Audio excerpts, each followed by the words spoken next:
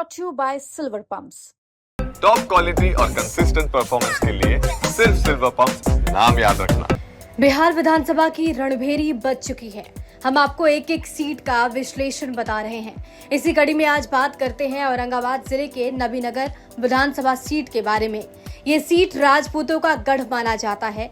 यहाँ देखा जाए तो राजपूतों का वोट एक तरफा होता है और जिस पार्टी से राजपूत उम्मीदवार आते हैं उसका पलड़ा भारी पड़ता है। अब तक का नबीनगर विधानसभा का राजनीतिक इतिहास देखा जाए तो अधिकांश राजपूत उम्मीदवारों का ही कब्जा रहा। आजादी के बाद 1973 में औरंगाबाद जिला बना।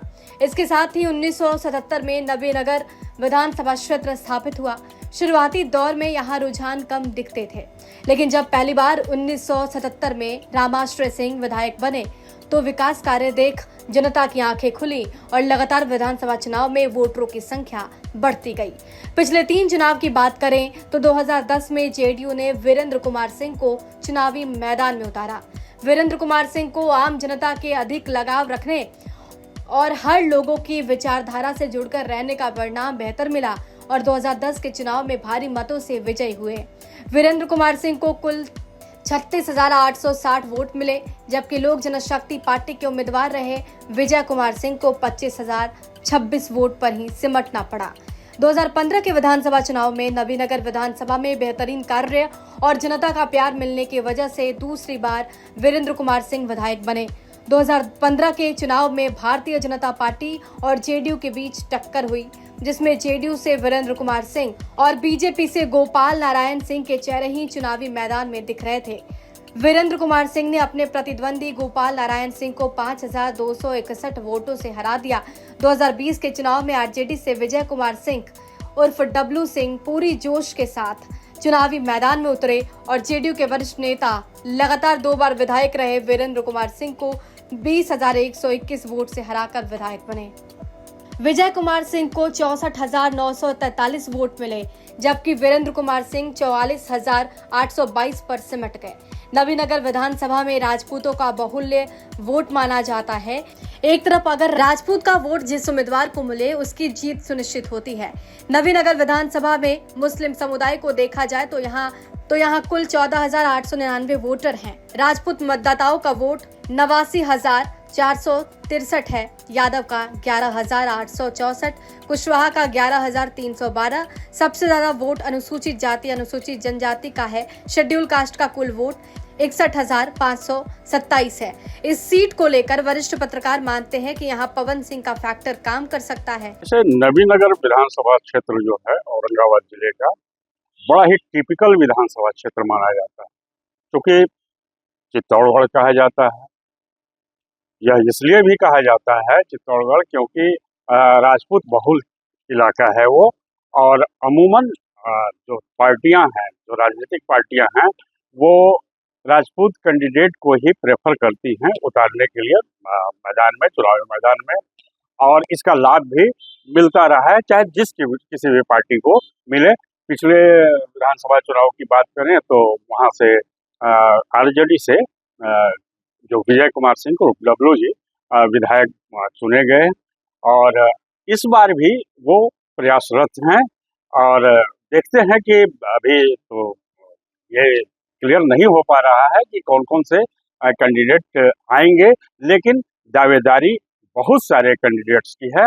और जिस तरह से मतलब अभी तो क्लियर नहीं हुआ है, लेकिन जैसे ही क्लियर होगा तब इस पर कुछ स्पष्ट बोलने की स्थिति बन सकती है। जातीय समीकरण का क्या रहेगा? निश्चित तौर पर जो बिहार का चुनावी समीकरण है वो जाति आधारित ही होता चला आया है अभी तक। क्योंकि देखिए होता क्या है कि बीजेपी और मतलब एनडीए और महागठबंधन हाल के दिनों में यह जो उभर करके आया है, तो बीजेपी को अगड़ी जातियों की पार्टी माना जाता है, और जो महागठबंधन है जो उसमें मुस्लिम, यादव, जो पिछड़ी जाति है, हालांकि ऐसे बोलना नहीं चाहिए, लेकिन जो फैक्ट है वो आज की राजनीति, बिहार की जो राजनीति है वो बिल्कुल यही हो गई है कि जाति आधारित राजनीति हो गई है। ऐसी स्थिति में सबसे बड़ा रोल होता है गोलबंदी का। जातीय गोलबंदी का, कौन सी जाति कितना गोलबंद हो पाएगी, चुनाव परिणाम उसी के पक्ष में जाएगा।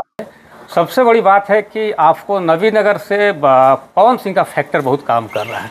पवन सिंह जब लोकसभा चुनाव में आए थे 2024 के चुनाव में, तो उनको नवीनगर से बड़ा सपोर्ट मिला था और एक तरह से कहा जाए तो नवीनगर विधानसभा में राजपूत जाति नंबर 1 पे है, वोटिंग परसेंटेज भी उनका ज़्यादा रहा है, उनकी आबादी भी सबसे अधिक है।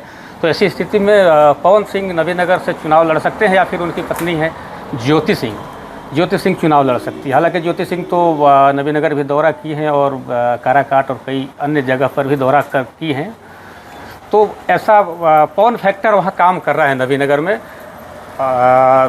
बाकी ये देखा जाए तो फिलहाल राष्ट्रीय जनता दल का वहाँ विधायक है और राष्ट्रीय जनता दल से उम्मीदवारी बहुत कम है। औरंगाबाद लोकसभा में पहले भी 6 विधानसभा महागठबंधन को गया था, इस बार सांसद भी महागठबंधन के हैं। ये फैक्टर कितना काम करेगा, बरकरार रह सकता है या क्या हो सकता है? देखिए, लोकसभा चुनाव में स्थिति ऐसी बनी कि दोनों प्रत्याशी चुनाव जीत गए। हालांकि लोकसभा चुनाव में एक तरह से देखा जाए तो औरंगाबाद लोकसभा क्षेत्र से राजद का प्रत्याशी जीता नहीं है, बल्कि भाजपा का प्रत्याशी हारा है।